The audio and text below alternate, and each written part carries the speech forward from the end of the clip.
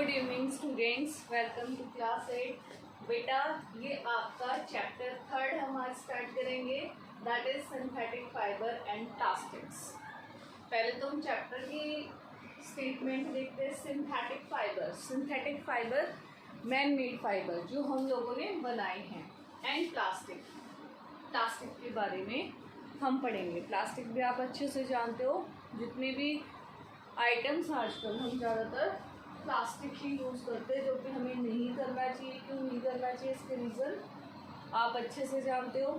Non biodegradable है, degrade नहीं होता इसलिए, ठीक है। सबसे बड़ी प्रॉब्लम तो इसके साथ यही है। इसमें जो जनरल चीज़ें हम जो है स्टार्ट करेंगे, that is natural and man made material. पहले नेचुरल और मैन मेड मटेरियल की बात करते हैं, जो आप छोटी क्लासेस में भी पढ़ के आ चुके हो। Natural materials that are present in nature, that are known as natural materials. Those materials which are present in nature, जो कि नेचर में प्रेजेंट है। फॉर एग्जाम्पल कॉटन प्लांट है, नेचर में प्रेजेंट है। वुल है, नेचर में प्रेजेंट है। तो ठीक है, इन्हें हम बोलेंगे नेचुरल मटेरियल, जो नेचर में प्रेजेंट है। Next is man made material. Man made material कौन से हैं? The materials which are made with the help of natural materials. Natural material की हेल्प से जो हमने खुद मटेरियल्स बनाए हैं, उन्हें हम मैन मेड मटेरियल बोलेंगे, ठीक है। फॉर एग्जाम्पल हमने टेरिकोट जो क्लॉथ है वो हम मैन मेड है, ठीक है ना। तो मटेरियल की अगर हम बात करें, जो मैन मेड दैट मीन्स जो हम लोगों ने बनाए हैं with the help of natural materials, with the use of natural materials which we have made are known as man-made material, ठीक है। लैब में, ठीक है, हमने वो बनाए हैं। नेचुरल नेचर में प्रेजेंट है, मैन-मेड जो ह्यूमन बीइंग ने बनाए हैं। क्लोथिंग मटेरियल की बात करें हम, क्लोथिंग मटेरियल के बारे में यहाँ पे बात करेंगे, क्योंकि मैंने अभी जो आपको एग्जाम्पल दिए वो भी क्लोथिंग मटेरियल के दिए। क्लोथिंग मटेरियल क्यों? क्योंकि इसमें हम इस चैप्टर में ज़्यादातर क्लोथ से रिलेटेड ही बात होगी, ठीक है। तो क्लोथिंग मटेरियल की बात करते हैं। हम लोग सर्दियों में जो क्लोथ्स पहनते हैं वो है वुलन क्लोथ्स पहनते हैं। जो हम समर सीजन में क्लोथ पहनते हैं दैट इज़ कॉटन क्लोथ, ठीक है। तो इस तरीके से हम ओकेजन के अकॉर्डिंग जो है क्लोथ्स पहनते हैं। अगर हम पार्टी फंक्शन में जाते हैं तो हम उसी टाइप से ड्रेसेस डालते हैं। तो ये तो था हमारा नॉर्मल इंट्रोडक्शन चैप्टर से रिलेटेड, नेचुरल, मैनमेड और क्लोथिंग जो कपड़े हम लोग पहनते हैं। जो मेन पॉइंट है वो है पॉलीमर्स। पॉलीमर्स क्या होते हैं? सबसे पहली बात, पॉली का मतलब होता है मैनी और मर्स का मतलब होता है यूनिट्स, जो बहुत सारी यूनिट्स को मिला के बनाया गया हो। Long chain like unit consisting of a large number of smaller molecules joined to each other by chemical bond। क्या है? एक लंबी सी चेन जिसमें क्या है, बहुत सारे छोटे छोटे मॉलिक्यूल्स आपस में जुड़ के एक बड़ी सी चेन बनाती है। उसे किसकी हेल्प से? केमिकल बॉन्ड की हेल्प से। बॉन्ड बोलते हैं इसको। ये जो लाइन्स हम दिखाते हैं ये बेसिकली बॉन्ड होते हैं जो उसको जोड़ते हैं, उसे हम बोलते हैं पॉलीमर्स, ठीक है। पॉलीमर्स किससे बनते हैं? मोनोमर। मोनो का मतलब होता है बेटा सिंगल, सिंगल मर माने unit, single unit. The single unit which is used to make larger units is known as monomer. Single unit, small unit that is used to make polymer. Polymer को बनाने के लिए जो small unit use होती है that is known as monomer, ठीक है। Next is polymerisation. Polymers जो बनाए जाते हैं, बस पॉलीमराइजेशन क्या है? That is the process in which smaller molecules are joined with chemical bonds to make larger joint molecule। बहुत बड़ा मॉलिक्यूल बनाने के लिए छोटी छोटी यूनिट्स जिस प्रोसेस से केमिकल बॉन्ड के थ्रू ज्वाइन होकर एक बड़ा सा पॉलीमर बनाती हैं, उसे हम पॉलीमराइजेशन बोलते हैं। पॉलीमराइजेशन एक प्रोसेस है पॉलीमर्स बनाने का। अब हम सबसे इथीन की बात करते हैं। इथीन एक मोनोमर यूनिट है। मोनोमर माने सिंगल यूनिट। ये इथीन आपस में एक दूसरे के साथ कंबाइन होके पॉलीइथीन बनाती है। पॉली का मतलब क्या हो गया? मैनी।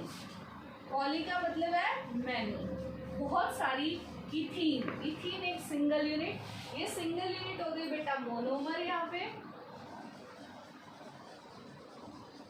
ठीक है। ये प्रोसेस से ज्वाइन हुई बॉन्ड्स, बॉन्ड्स के प्रोसेस से ऐसे ऐसी चेन जो है ये बनती चली गई तो पॉलीथीन बन गई। पॉली मीन्स मैनी, बहुत सारी यूनिट इथीन की, इसलिए हम पॉलीथीन को ऐसे बोलते हैं, polythene, many units of ethene. ये देखो, ये यहाँ पे दिखा रखा है बॉन्ड। ये बॉन्ड क्या दिखा रहे हैं कि ये चेन इधर भी है, एन का मतलब बहुत सारी लंबी, एन का मतलब 1 भी हो सकता है, एन का मतलब 20 भी हो सकता है, एन का मतलब 30 भी हो सकता है। दैट मीन्स ये एक चेन है पूरी, और इधर भी, इस साइड भी इस साइड भी, दोनों तरफ चेन है। तो ये पॉलीथीन है, ठीक है। पॉली मीन्स मैनी, बहुत सारी यूनिट्स इथीन की। तो ये तो था जनरल चीज़ें जो हम देखते हैं। नॉर्मली मोनोमर यूनिट आप ये समझ के चलिए, जैसे आप जो है माला पहनते हो नॉर्मली, उसमें बीड्स होते हैं, ठीक है ना, बहुत सारे बीड्स मिलके एक माला बनाते हैं। तो ये जो एक सिंगल बीड है दैट इज मोनोमर यूनिट। फिर ये बहुत सारे बीड्स जो इकट्ठे कंबाइन हो गए दैट इज पॉलीमर, ठीक है। तो बहुत सारी यूनिट्स किसकी? इन मोतियों की क्या बना रही है? आपका पूरी माला बना रही है, इस तरीके से। Next is natural and synthetic polymer. अब पॉलीमर की बात करते हैं। Natural polymer that are present in nature, natural polymer, synthetic polymer that are made in laboratories. Lab में जो बनाए जाते हैं वो सिंथेटिक पॉलीमर, नेचुरल जो नेचर में है, ठीक है। तो ये है जैसे नेचर में सिंपल कॉटन, ठीक है। सिंथेटिक जो मैंने बनाए हैं रेयॉन, नायलॉन, ये जो है क्या है? सिंथेटिक है। अब हम बात करते हैं रॉ मटेरियल्स की। अब कुछ भी बनाना है आपको, नेचुरल है तो नेचर में प्रेजेंट है, उसमें तो कोई दिक्कत ही नहीं है। लेकिन हम जितने भी सिंथेटिक चीज़ें बनाते हैं उसके लिए हमें रॉ मटेरियल चाहिए। रॉ क्या होता है? कच्चा, कच्चा मटेरियल चाहिए। वो कच्चा मटेरियल हमें कहाँ से मिलता है? हम कहाँ से यूज़ करते हैं? Small molecules obtain from petroleum and natural gas. छोटे छोटे मॉलिक्यूल्स जो हमें पेट्रोल से, नेचुरल गैस से और कोल भी यूज़ होता है, कोल से, इन चीज़ों से जो छोटे छोटे मॉलिक्यूल्स बनते हैं, इन 3 चीज़ों को यूज़ करके, इन्हीं के रॉ मटेरियल्स को यूज़ करके हमने सिंथेटिक पॉलीमर्स बनाए हैं। एग्जाम्पल जैसे मीथेन है, इथीन है, ब्यूटीन है, मिथेनॉल है, ठीक है, प्रोपेनॉन है। इस तरीके से बहुत सारे जो रॉ मटेरियल्स हम इनसे ही मिले हैं हमें। नेक्स्ट देखिए, ये रॉ मटेरियल्स के बारे में था, रॉ मटेरियल्स हमें कहाँ से मिले। नेक्स्ट हम आगे बात करते हैं सिंथेटिक फाइबर्स के बारे में। फाइबर्स माने होता है रेशे, और फैब्रिक माने होता है FABRIC। फैब्रिक माने होता है बेटा कपड़ा, और फाइबर माने होता है रेशा, पतला सा। रेशे को यार्न, धागा बनाया जाता है, ठीक है। यार्न से फिर फैब्रिक, कपड़ा बनता है, धागे से तो कपड़ा बनेगा ना। फैब्रिक पतले, वो फाइबर पतले पतले होते हैं जो हम प्लांट से निकालते हैं। Polymer which can drawn into thin and long thread like fibres, जो पतले और लंबे लंबे फाइबर्स में, रेशे में बनाए जाते हैं थ्रेड की तरह, उन्हें हम क्या बोलते हैं? Synthetic fibre. इसका एग्जाम्पल रेयॉन, नायलॉन, ठीक है, पॉलिस्टर, इन सब के बारे में पढ़ेंगे हम। सबसे पहले हम बात करते हैं रेयॉन। इसकी बात करेंगे रेयॉन की। अब हमारे सिंथेटिक फाइबर्स है, सिंथेटिक फाइबर्स हमें पता चल गया क्या है, हमें पता चल गया पॉलीमर्स क्या है, हमें पता चल गया मोनोमर क्या है। अब हम सिंथेटिक फाइबर स्टार्ट करते हैं। First is rayon. रेयॉन की बात करें तो सेल्यूलोज और वुड पल्प को मिला के ये बनाया गया है। इसको आर्टिफिशियल सिल्क बोलते हैं, आर्टिफिशियल सिल्क बोला जाता है। क्यों बोला जाता है आर्टिफिशियल सिल्क? क्योंकि ये सिल्क की ही प्रॉपर्टी रखता है, दैट्स वाई। और फर्स्ट ऑफ ऑल ये जो है सिंथेटिक फाइबर तो है, लेकिन हम इसको आर्टिफिशियल सिल्क बोलते हैं, लेकिन इसमें हमने नेचुरल चीज़ को ज़्यादा यूज़ किया है, इसलिए हम इसको फुल्ली सिंथेटिक फाइबर नहीं बोलते, ठीक है, सिर्फ इसको हम ये बोलते हैं मैन मेड फाइबर है, कि मैन ने बनाया है, क्योंकि हमने सेलुलोज और वुड पल्प से इसको बनाया है।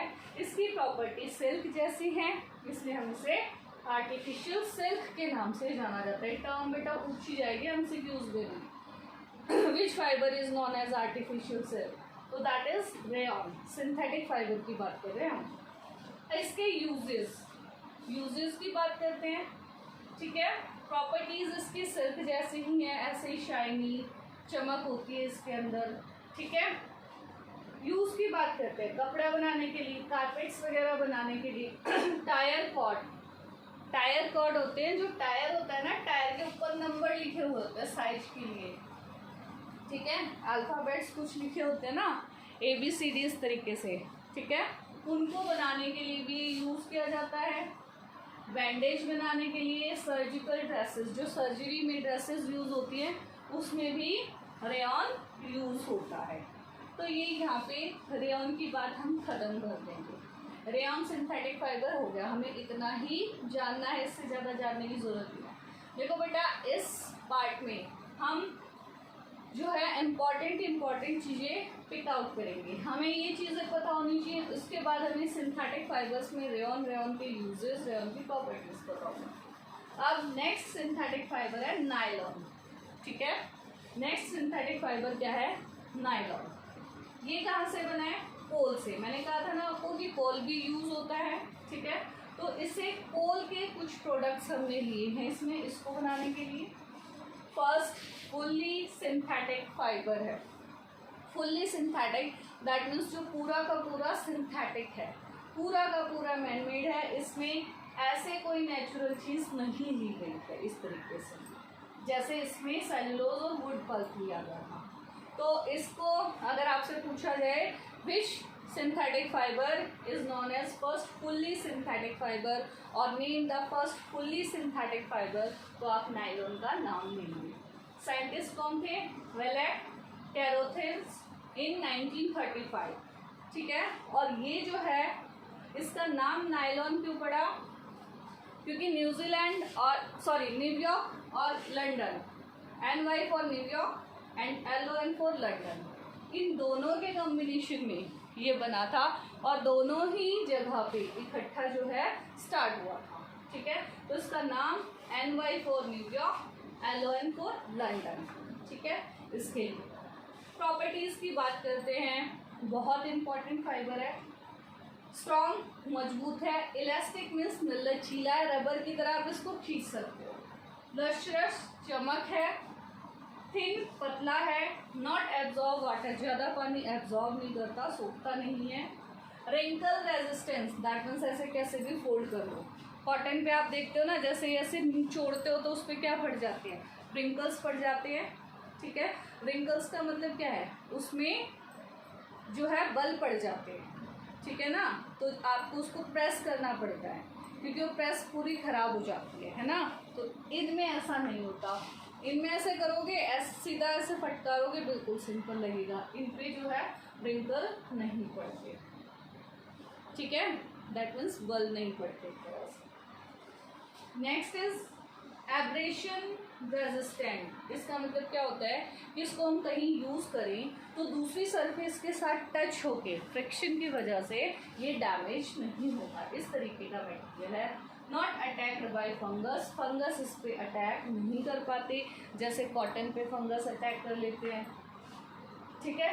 इनसॉल्युबल है बहुत सारे सॉल्वेंट्स में, बहुत सारे सॉल्वेंट्स में ये घुलता नहीं है, ठीक है। तो ये नायलॉन की प्रॉपर्टीज़ थी कि नायलॉन की बेसिक प्रॉपर्टीज़ क्या है। नेक्स्ट हम बात करते हैं पॉलिस्टर, नहीं उससे पहले यूजेस, क्योंकि बहुत ज़्यादा स्ट्रॉन्ग है तो रोप, रस्सी बनाने के लिए, यहाँ तक कि माउंटेन क्लाइंब करते हुए, चढ़ते हुए भी हम नायलॉन की ही रोप यूज़ करते हैं। सॉक्सेस, आपकी जो सॉक्स हैं वो बनाने के लिए, पैराशूट बनाने के लिए, पैराशूट वाली जो छतरी होती है बेसिकली किसकी होती है? वहाँ पे रोप्स भी होती है ना उसके साथ में, किस लिए यूज़ होता है? नायलॉन ही यूज़ होता है वहाँ पे। नेक्स्ट इज ब्रशेज, जो आपकी ब्रश हैं वो बनाने के लिए, इन सब आइटम्स में नायलॉन यूज़ होता है क्योंकि नायलॉन बहुत स्ट्रॉन्ग है, इलास्टिक भी है, लचीला भी है।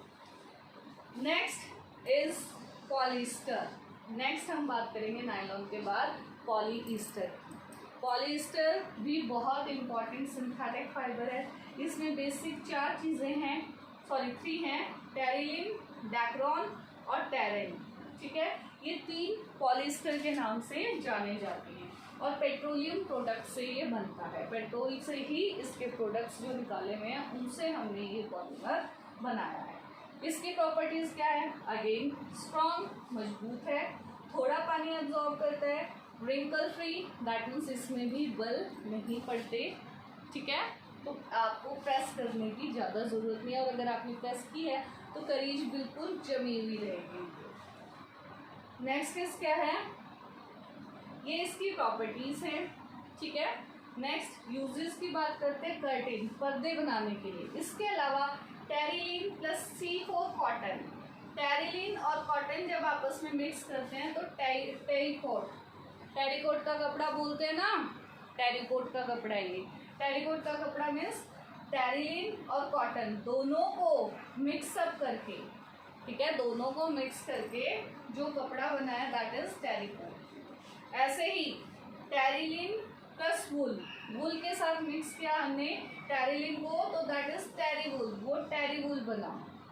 ठीक है, next is sail boat. Boat को सेल करने में भी जो क्लॉथ यूज होता है that is also polyester.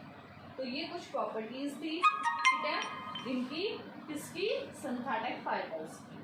Last synthetic fibre जो हम पढ़ेंगे that is acrylic. Acrylic similar to wool, wool जैसा ही होता है, तो इसलिए स्वेटर वगैरह, स्कार्फ वगैरह, शॉल्स वगैरह बनाने के लिए ये यूज होता है। बस इसके बारे में हमें इतना ही पढ़ना है। नेक्स्ट हम पढ़ेंगे कैरेक्टरिस्टिक्स ऑफ सिंथेटिक फाइबर्स। अब इतने सारे सिंथेटिक फाइबर पढ़े हैं तो हमें उनकी कैरेक्टरिस्टिक्स भी पता चल गई होंगी। First characteristic, not wet. Not wet का मतलब है गीला नहीं होता, दैट मीन्स ज़्यादा पानी एब्जॉर्ब नहीं करते, जल्दी से सूख जाते हैं, बहुत टाइम तक गीले नहीं रहते। लाइट वेट, हल्का वेट होता है। क्यों?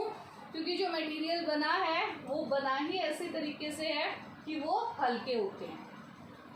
Next is durable. ड्यूरेबल का मतलब है जल्दी से फटते नहीं हैं, काफ़ी लंबे टाइम तक चलते हैं। नेक्स्ट इज स्ट्रॉन्ग, मजबूत है। ठीक है, आप उसको मजबूती के साथ यूज कर सकते हो। और प्रॉपर्टी हमने क्या पढ़ी थी? इलास्टिक हैं, लचीले हैं। सबसे बड़ी बात, चीपर। कॉटन का कपड़ा लेने जाओगे महंगा पड़ेगा, ये जो सिंथेटिक फाइबर है ये क्या है? सस्ते पड़ते हैं, चीपर हैं, हल्के, ठीक है, सस्ते हैं। ऐसे जो आपका रेयन है ना, सिल्क से सस्ता पड़ता है। ठीक है, तो सबसे बड़ी क्वालिटी इनकी ये है कि ये सारे चीपर हैं, सस्ते हैं। ठीक है, तो ये तो इनके क्या है?